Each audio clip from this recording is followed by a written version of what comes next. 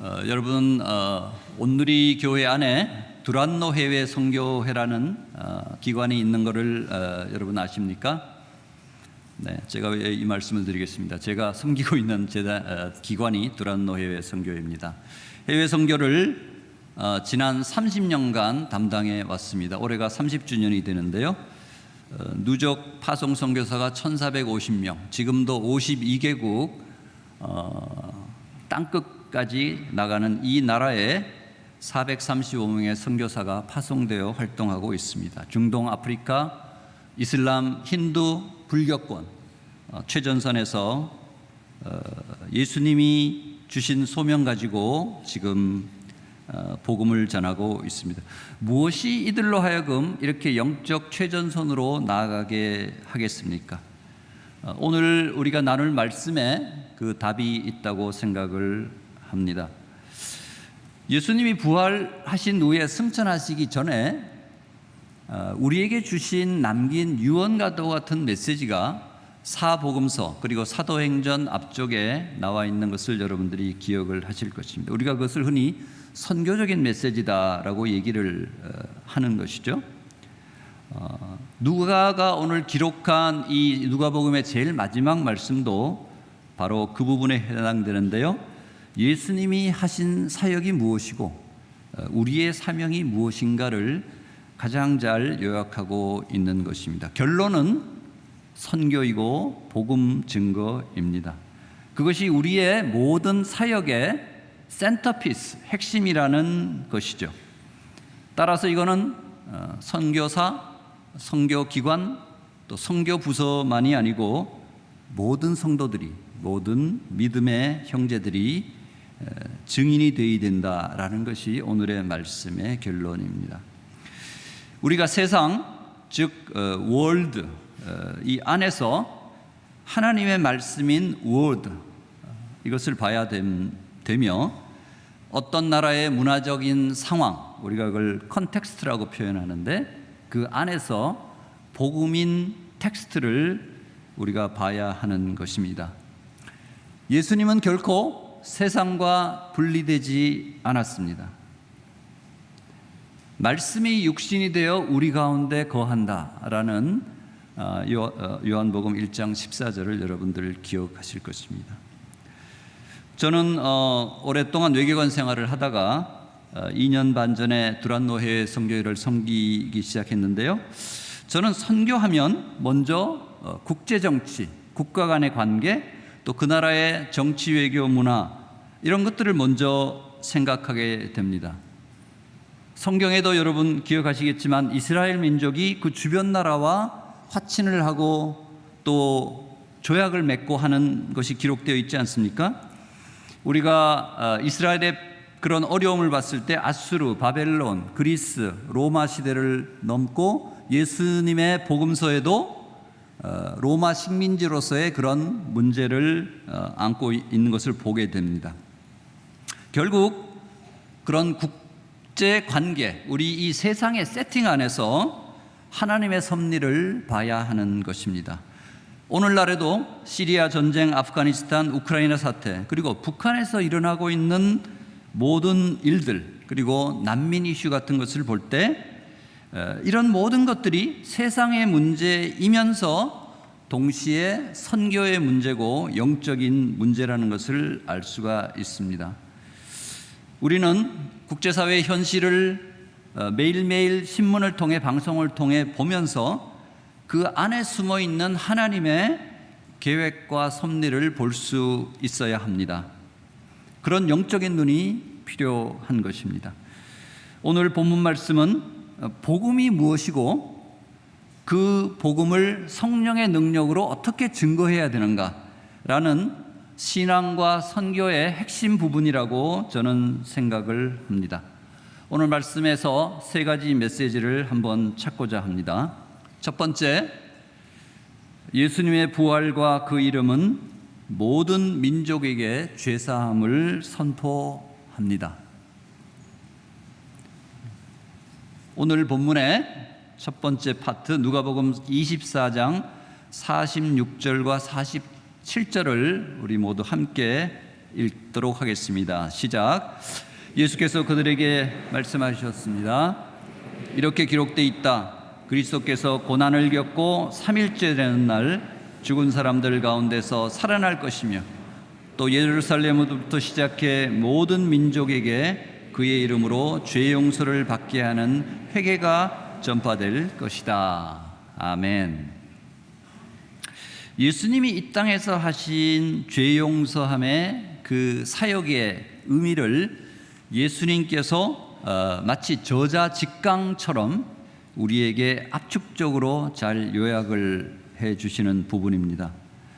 십자가의 죽음과 부활이 중요한 이유는 그것이 인간의 죄를 해결하는 유일한 길이기 때문입니다.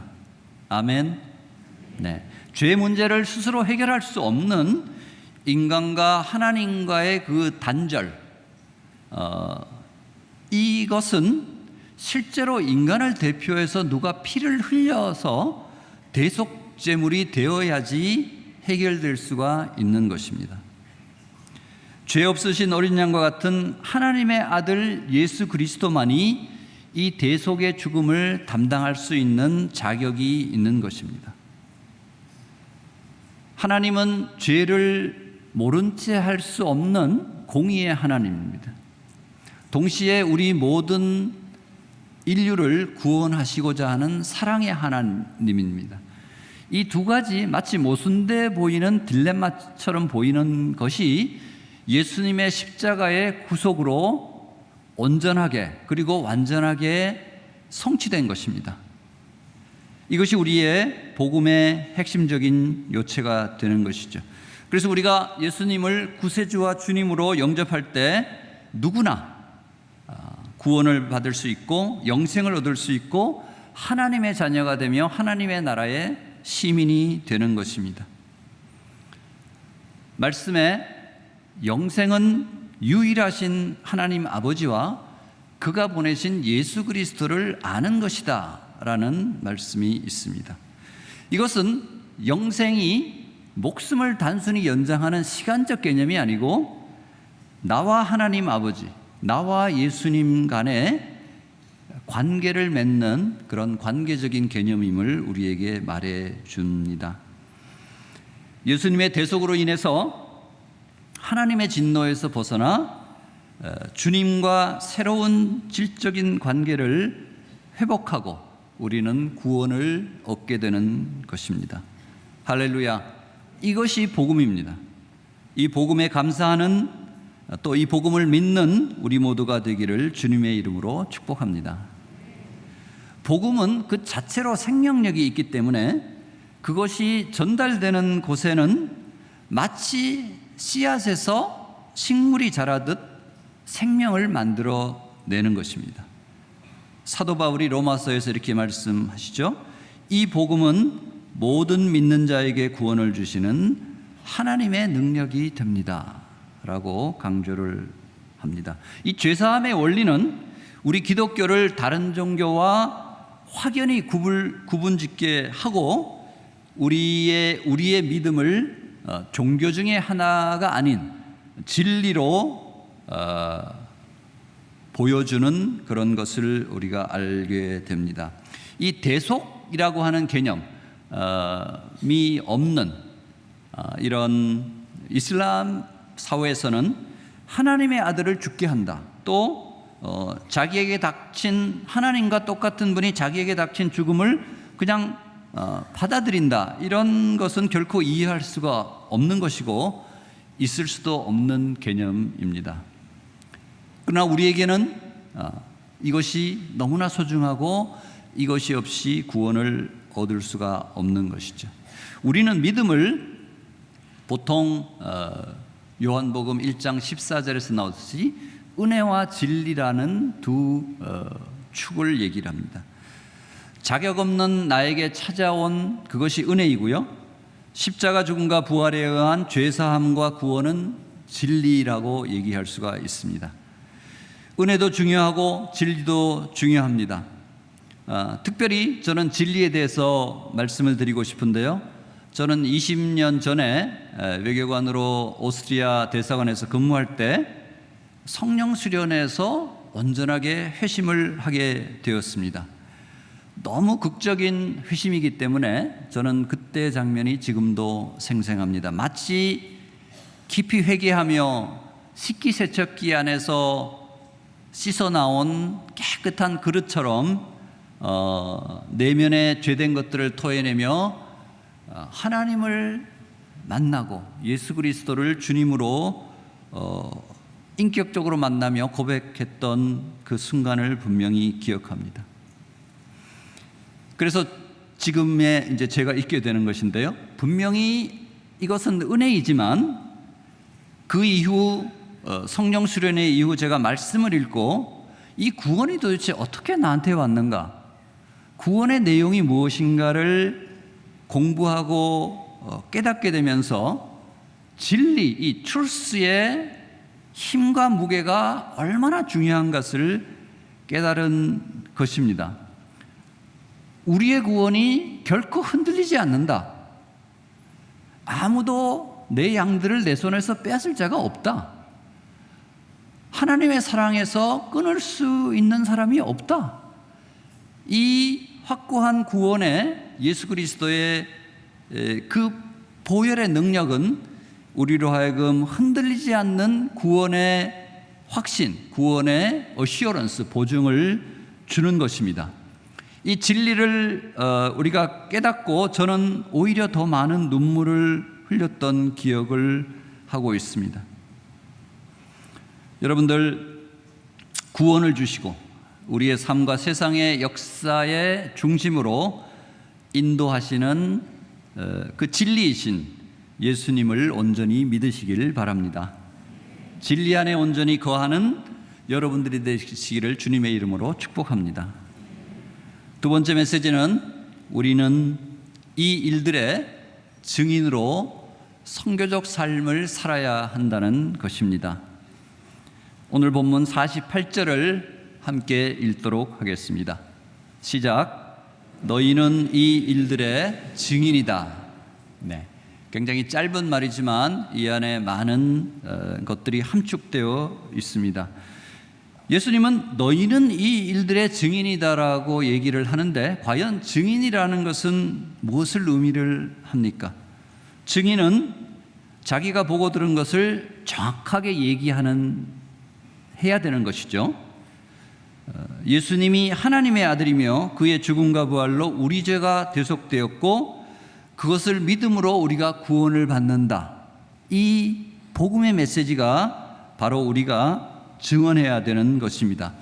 여러분들 미국 드라마, 영화 같은 걸 보면 그 법정 영화를 여러분들 저도 좋아하는데요, 많이 보셨을 것입니다. 거기 증인이 처음 나와서 성경에 대고 선서할 때 이렇게 얘기를 하죠.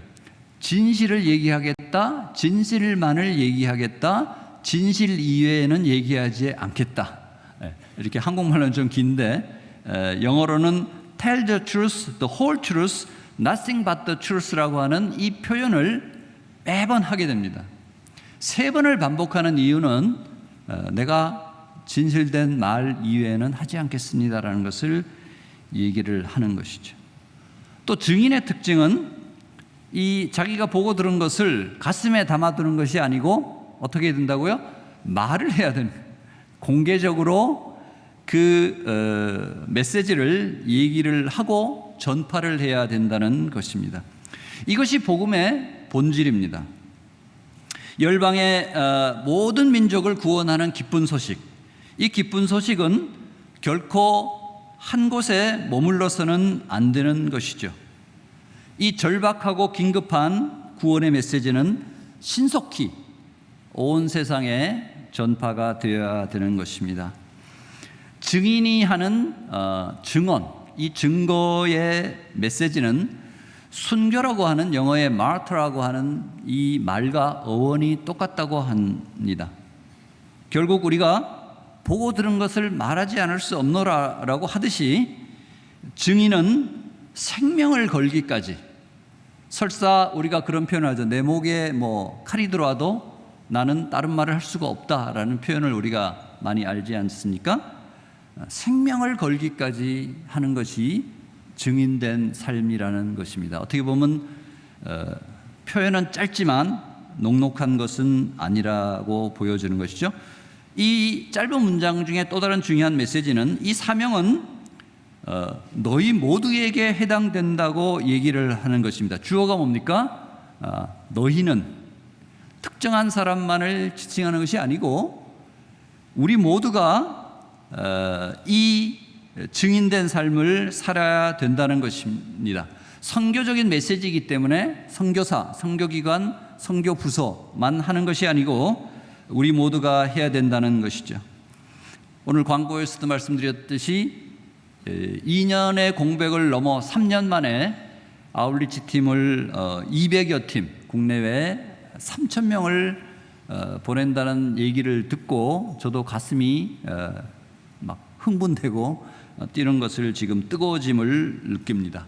여러분 모두가 증인이 되십시오. 네, 이것이 우리 온누리에 주는 큰 축복이 되겠습니다. 베드로의 오순절 이후 설교의 마지막은 이렇습니다. 사도행전 2장 32절을 함께 읽도록 하겠습니다. 시작. 이 예수를 하나님께서 살리셨습니다.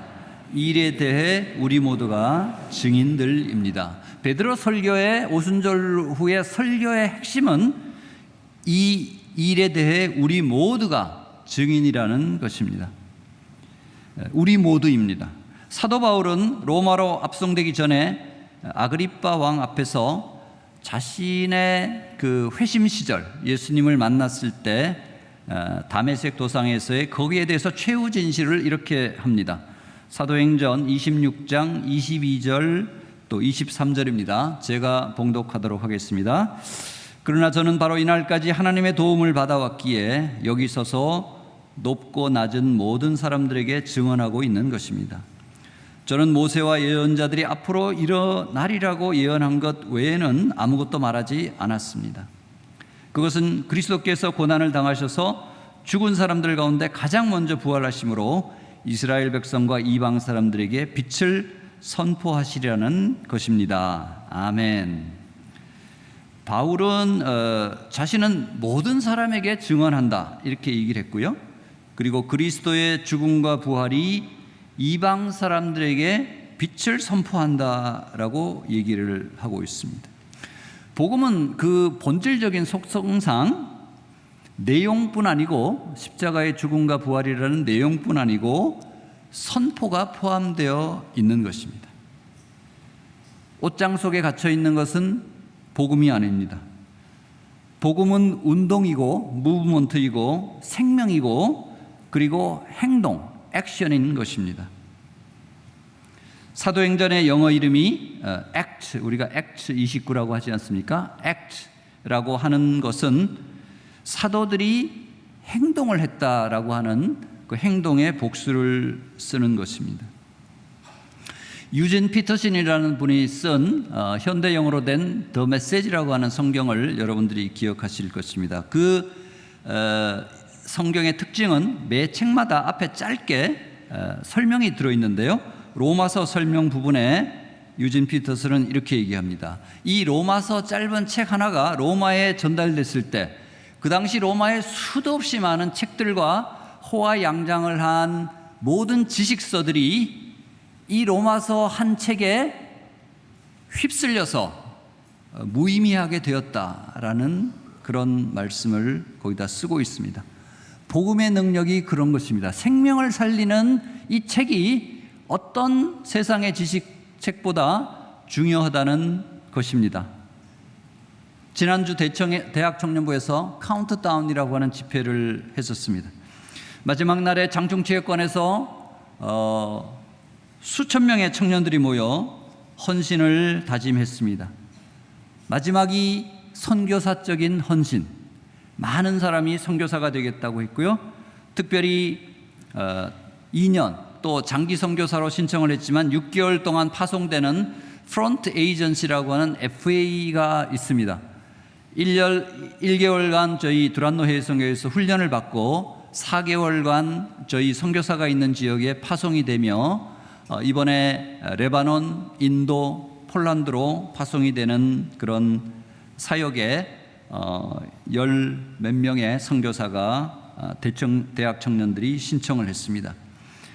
김승수 대청 목사님은 이렇게 얘기했습니다. 6개월의 시간은 인생에서 짧은 시간이지만 삶을 바꾸기에는 충분한 시간입니다.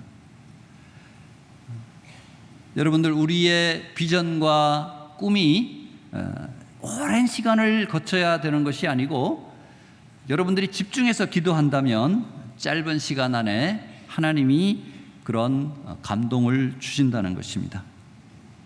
두란노 해외선교회 선교사들도 직장과 사업을 접고 주님의 부르심에 헌신했습니다.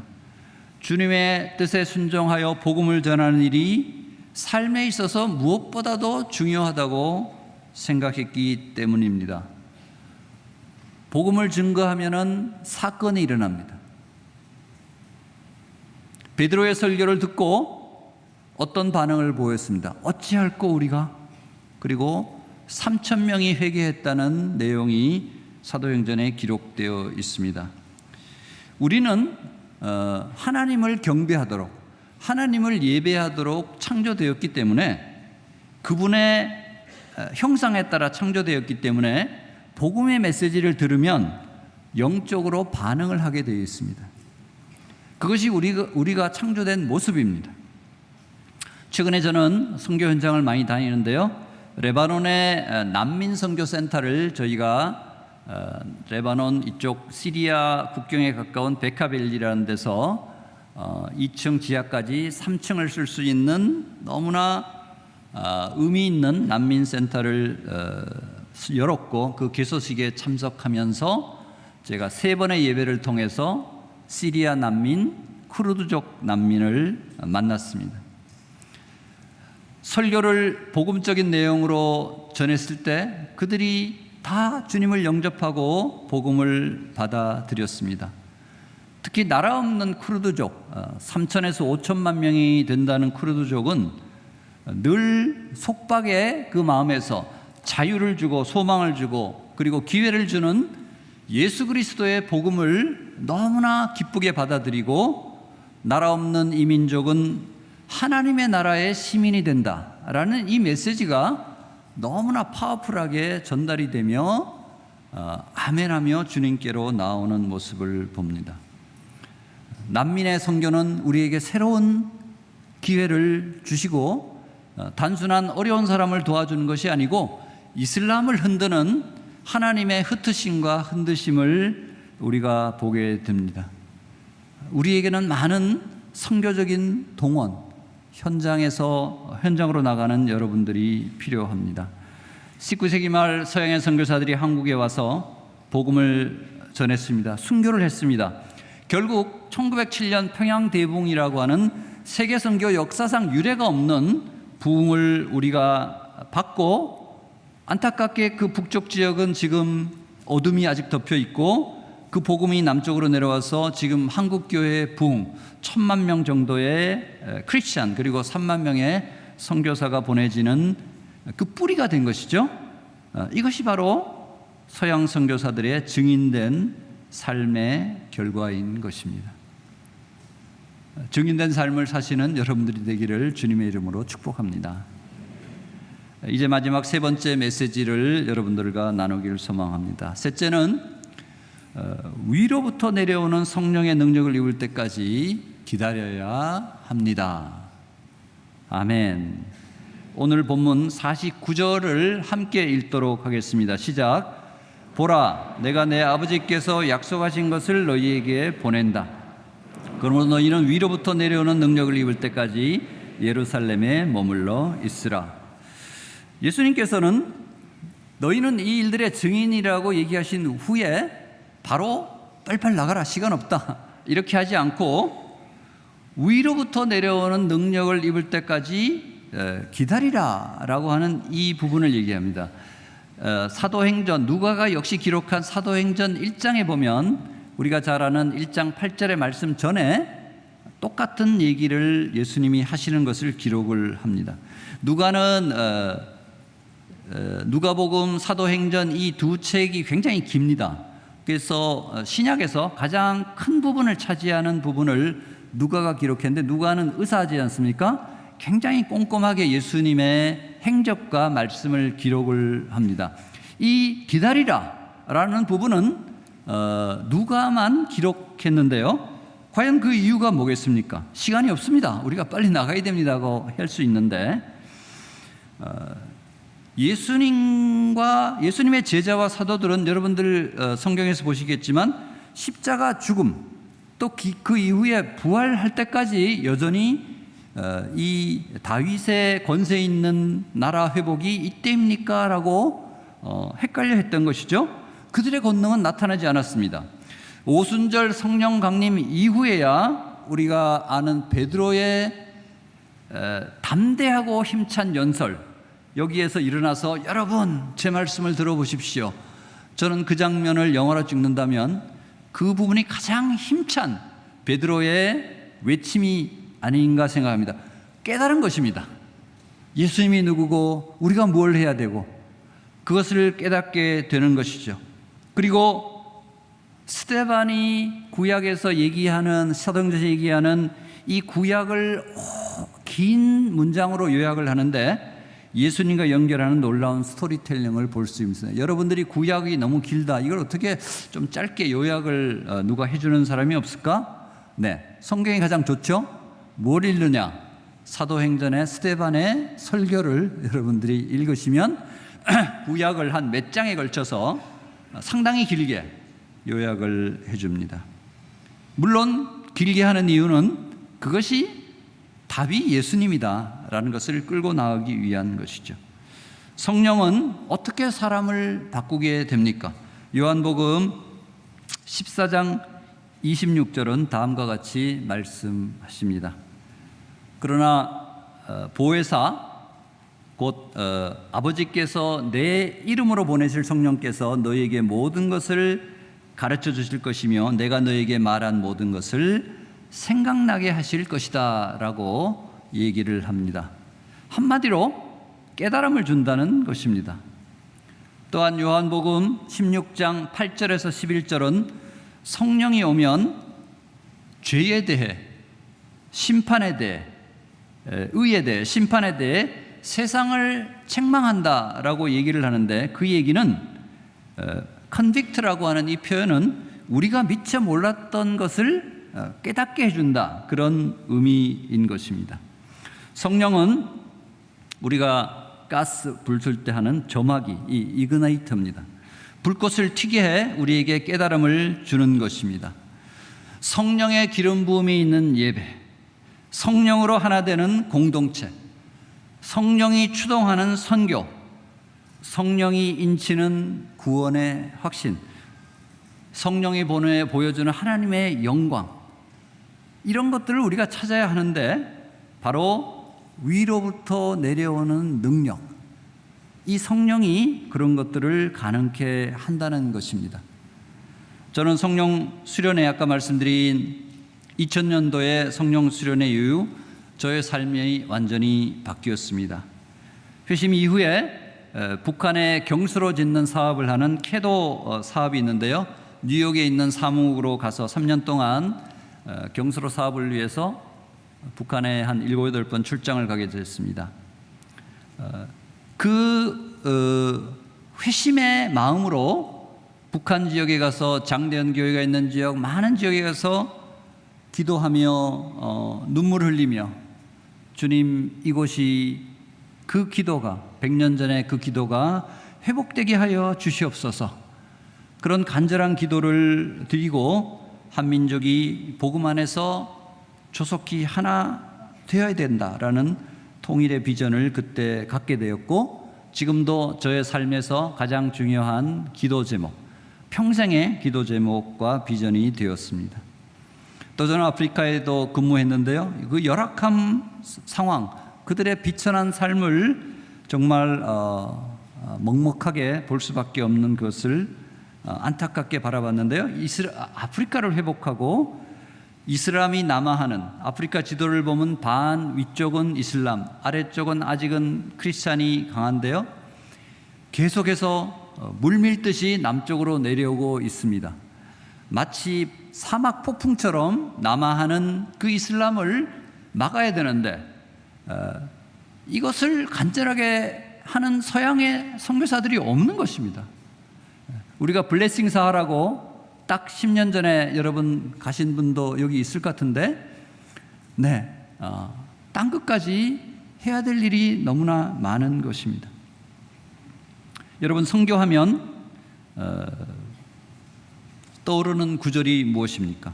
아마 사도행전 1장 8절이겠죠. 그죠? 우리가 많이 얘기하는 이 말씀의 핵심은 땅끝까지 증인이 된다 하는 뒷부분이 아니라 사실 앞부분입니다.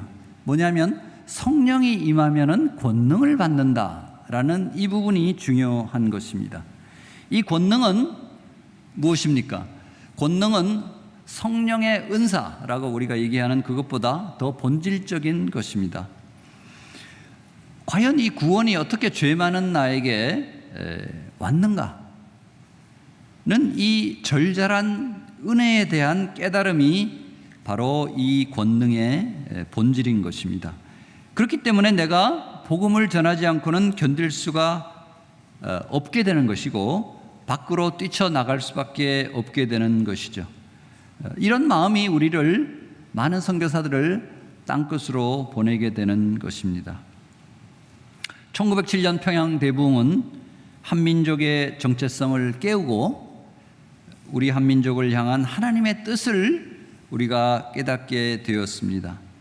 안타깝게 1907년 뒤에 3년 뒤에 일제강점이 시작되었지만 우리의 선각자들은 하나님이 언젠가는 머지않은 때 우리를 분명히 독립시켜 주시고 우리 민족의 놀라운 꿈과 목적을 갖고 있다고 굳게 믿었습니다. 1948년 드디어 우리 대한민국이 수립되었죠. 6.25 폐허 속에서도 아까 기도한 대로 자유민주와 번영을 성취했고 한국교회도 큰 부흥을 이루었습니다. 지난 35년간 제가 외교 현장에서 본 한국의 성장은 정말 눈부시며 가슴 벅찹니다. 처음 시작했을 때 이후에 이 축복과 번영은 우리 모두의 성취이고 자랑인 것입니다. 우리의 기도, 부모님, 지금 우리 다음 세대의 기도가 이런 것들을 만들어냈다고 생각합니다. 하나님이 하시지 않고는 불가능합니다. 우리 모두의 간절한 기도와 울부짖음을 들으시는 성령님이 바로 하신 것입니다. 우리 정부 수립 후 유엔 총회는 대한민국을 한반도의 유일한 합법정부로 승인했다. 여러분 기억하시죠? 그 이유를 거기다 적고 있는데요. 바로 대한민국에서만 주민들의 자유의사가 표출됐다라고 표현을 하고 있습니다. 이 자유의사, free will이라고 하는 것이 굉장히 중요한 개념인데요. 앞으로 우리가 한민족이 하나의 나라를 만들 때 모든 8천만 국민들이 자유롭게 체제를 선택하는 그것이 free will인 것입니다. 통일의 큰 원칙이 바로 이 원칙에 의해서 이루어질 것입니다. 복음 안에서 한민족의 통일은 우리의 엄숙한 과제이며 책임입니다. 아멘. 저는 유엔에서 머지않아 지금은 2명패를 쓰고 있는데요. 코리아라고 적혀 있는 하나의 명패만 놓이기를 기도하고 있습니다. 두 막대기를 하나로 합치겠다는 에스겔서의 그 주님의 예언이 속히 이루어지기를 바랍니다. 설교 준비 중에 제가 성령님께서 어떤 마음을 주셨는데요. 온누리교회가 머지않아 닥칠 이 통일을 깨어서 준비하는 통일 기도 모임을 이제 좀 진지하게 시작하면 좋겠다는 마음을 저에게 주셨습니다. 창조 질서를 지키는 일, 자녀에게 믿음을 전수하는 일, 공동체의 힘든 영혼을 회복하는 일, 열방의 선교를 하는 일, 한국 사회의 교회를 그 신뢰를 회복하는 일, 이런 중요한 것들은 바로 온누리 교회가 감당해야 될 거룩한 부담인 것입니다. 하나님의 온누리에 주신 축복과 그 부흥은 우리가 누리는 것을 넘어서서 우리에게 더 큰 책임과 헌신을 요구하는 것입니다. 우리가 기업의 사회적 책임 이런 표현을 여러분 쓰죠. Corporate Social Responsibility 이런 표현을 씁니다. 교회도 대형 교회, 온누리 교회 같은 것들은 Church Social Responsibility 이렇게 할 수 있는 것이죠. 우리가 그런 역할을 요구를 합니다. 우리는 평양대부흥 또 빌리그레함의 여의도 집회 70년대 초에 있었던 그때 부르짖던 그 간절한 회개와 외침을 다시 한번 시작해야 할 것입니다. 성령은 조용히 한 개인을 변화시키기도 하지만 사회와 국가 전체를 개조하기도 합니다. 성령은 상한 심령과 통회하는 영혼에게 정직한 영을 새롭게 합니다. 우리는 또한 소외된 이웃과 난민도 도와야 합니다. 한민족의 DNA 안에 있는 널리 인간 세상을 이롭게 한다는 홍익인간의 정신과 그리고 우리가 좋아하는 그리고 측은지심, 이 마음으로 전 세계 모든 힘든 사람의 눈물을 닦아줘야 합니다. 저는 이것이 한민족을 향한 하나님의 뜻이라고 믿습니다. 할렐루야. 제가 유엔차 석도처로 근무할 때 동북아 옆에 나라 일본, 중국이 늘 저희에게는 힘든 버거운 대상이죠. 사실 주요직에 경선을 하거나 이사직으로 진출할 때 늘 중국, 일본이 저희 앞을 가로막고 아주 아슬아슬하게 고비를 넘기거나 좌절하기도 많이 했습니다. 그러나 한 번도 저는 이들 나라, 옆 나라들 앞에서 힘들어하거나 주눅들거나 꿀리지 않았습니다. 저는 대한민국은 하나님이 함께 하신다. 대한민국은 하나님이 지켜주신다. 이 마음을 믿었기 때문입니다. 통일은 곧 올 것입니다. 주님이 오신 것처럼 저는 하나의 프로세스의 관점으로 보면 이미 통일은 와 있다고 생각을 합니다. 그것이 하나님의 뜻입니다. 통일 이후 하나된 한민족이 세계 선교의 마지막 장을 써내려 갈 것입니다. 개도국가 세계 시민에게 좋은 롤모델이 되고 모든 나라가 한국을 좋아하고 선한 영향력을 끼치는 그런 나라가 될 것으로 저는 확신합니다. 중동 현장에 제가 레바논, 터키, 모로코 이런 나라에 가면요, 저희 몇몇 팀이 카페에 앉고 지하철을 타면 그 나라 젊은이들이 저에게 막 다가와요. 뭐 이렇게 몸을 막 비비 꼬면서 왜 저를 아십니까? 아니 한국 사람 맞죠? 예, 뭐 그들이 딱 보면 알아요, 한국 사람인지. 맞습니다. 그러면 뭐 말을 붙이고 막 몸을 틀면서 사진 찍어달라고 그러고, 저희는 뭐 K-팝 스타도 아니고 배우도 아닙니다. 그랬더니 관계없습니다. 한국 사람하고 찍으면 됩니다. 라는 그것을 봅니다. 사진 찍어주죠. 네. 그들은 너무나 좋아하고 막 서로 사진 보면서 그렇게 하는 것입니다. 이것을 하나님이 하시지 않고는 누가 합니까? 그죠? 선교사들이 너무나 좋아합니다. 한국 위상이 높아지고 한국의 문화, 소프트 파워가 커지면서 선교에 힘이 생긴다라는 것을 얘기를 합니다.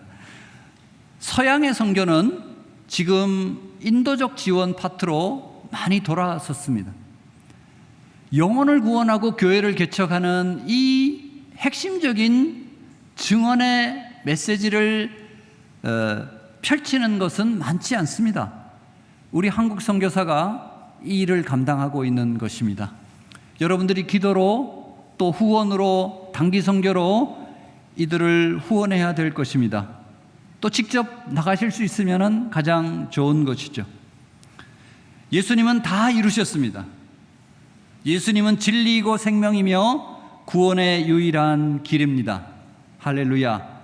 오늘 예수님 말씀과 같이 예수님의 죽음과 부활을 통해 죄사함을 주는 이 회개가 모든 민족에게 전파되도록 위로부터 내려오는 능력을 받아 증인된 삶을 살아야 할 것입니다. 모든 것이 절망적이고 하나님이 어디 있냐 비웃는 것 같기도 하고 나쁜 자, 또 나쁜 사람, 나쁜 나라가 더 잘 되는 것 같지만 하나님은 어제나 오늘이나 영원토록 동일하시고 세상을 통치하십니다. 나쁜 일부 국가들이 약한 나라를 침공하고 세력을 확대하려 하지만 하나님의 원리에 반하는 행동은 결국 심판이 있습니다. 개인이나 공동체나 국가나 하나님을 만홀히 여겨서는 안 됩니다. 예수님이 세상에 오셨을 때 귀신들은 귀신같이 예수님을 알아보셨습니다. 하나님의 아들임을 알았고 예수님의 권세 있는 선포에 혼비백산 쫓겨갔습니다. 예수님은 결국 승리하셨습니다. 사단과의 게임은 십자가 죽음과 부활로 이미 끝난 것입니다. 게임 오버입니다. 약속된 성령을 주셨습니다.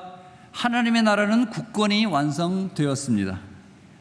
그 나라에 들어가기 위해 예수님을 온전히 믿는 것 이외에 어떠한 다른 조건도 없는 것입니다. 모든 약속은 이루어졌고 예수님이 다시 오실 것만 남아 있습니다. 이것도 머지않아 이루어질 것입니다. 할렐루야. 일의 결국을 다 우리가 들었습니다. 우리가 붙잡아야 할 것은 분명합니다. 나를 온전히 드리자. 이 영어로 submission이라고 하는 단어가 있는데요. 이것이 온전한 헌신을 얘기를 합니다. 여기가 좋사오니 우리가 머물지 말고 온누리 교회가 너무 잘한다. 이 말에 이 칭찬에 안주하지 말고 이제 우리는 광야로 나가야 됩니다. 만나와 구름 기둥과 불 기둥으로 매일매일 하루하루 하나님만 의지하지 않으면 안 됐던 이스라엘 백성의 그 40년의 연단의 광야, 그곳으로 우리가 이제 다시 한번 나가야 될 줄로 믿습니다. 2년 정도 후에는 세계 복음주의 집회인 로잔 운동이라고 하는 5천 명이 모이는 큰 집회가 한국에서 열립니다. 로잔 4차 대회가 열리고요. 우리 온누리 교회는 이제 올해 37주년, 3년 뒤면은 40주년을 맞이합니다. 이제 하나님이 주신 온누리 공동체에 대한 소명과 비전을 다시 한번 찾아야 할 것입니다. 성도 한 분 한 분에게 주님이 성령으로 터치하여 주시고 깨달음을 주시기를 간구합니다. 주님과 깊이 동행하여 위로부터 내려오는 성령을 입을 때까지 기다리며 이 능력으로 선교적 삶, 어쩌면 순교적 삶을 사시는 여러분 모두가 되시기를 주님의 이름으로 축원합니다. 기도하시겠습니다. 사랑의 하나님, 예수님의 죽음과 부활을 통해 죄사함을 주는 회개가 모든 민족에게 전파되도록 하여 주시니 감사를 드립니다. 위로부터 내려오는 능력을 받아 우리 모두가 증인된 삶을 살게 하여 주시옵소서. 나를 온전히 드리는 헌신이 일어나게 하여 주시옵소서.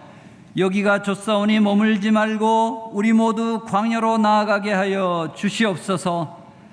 한민족의 통일을 기도로 준비하며 8천만 한민족이 세계 선교의 마지막 장대를 써내려가게 하여 주시옵소서. 온누리 공동체에 대한 소명과 비전을 다시 한번 새롭게 하여 주시고 성도 한 분 한 분에게 주님이 성령으로 터치하여 주시고 깨달음과 꿈을 넣어 주시옵소서. 예수님의 이름으로 기도합니다. 아멘.